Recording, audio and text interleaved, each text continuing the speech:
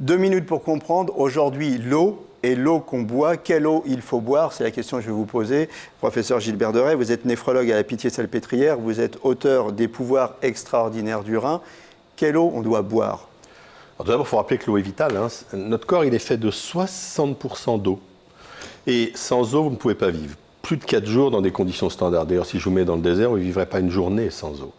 La moyenne d'eau nécessaire pour quelqu'un qui vit dans un climat normal, c'est entre 2 et 3 litres, 2 litres 5.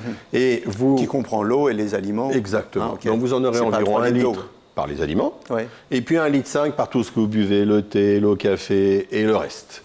Il faut boire régulièrement sans se forcer, juste pour être hydraté convenablement. Pas nécessaire d'attendre d'avoir soif. Et donc, de temps en temps, se boire un petit verre d'eau. Alors ensuite, quelle eau il faut boire? C'est simple, c'est l'eau du robinet.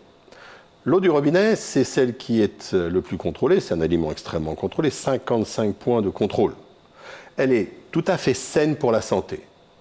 Il y a juste ce goût du chlore que vous pouvez ne pas aimer. Il vous suffit de la mettre dans une bouteille, en verre bien sûr, de la mettre au frigo, et au bout d'une heure, vous n'aurez plus le goût du chlore.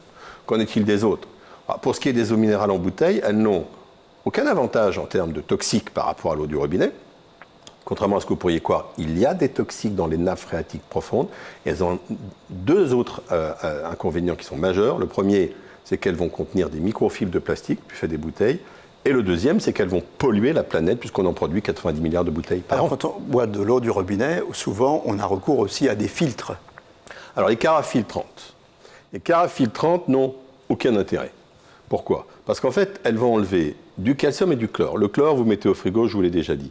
Quant au calcium, il nous est utile, ce calcium qu'il y a. Le seul qui va être content chez vous avec la carafe filtrante, c'est votre fer à repasser. Voilà. Donc, faites du bien à votre corps et faites du bien à votre porte-monnaie. Optez pour l'eau du robinet. Ça rime.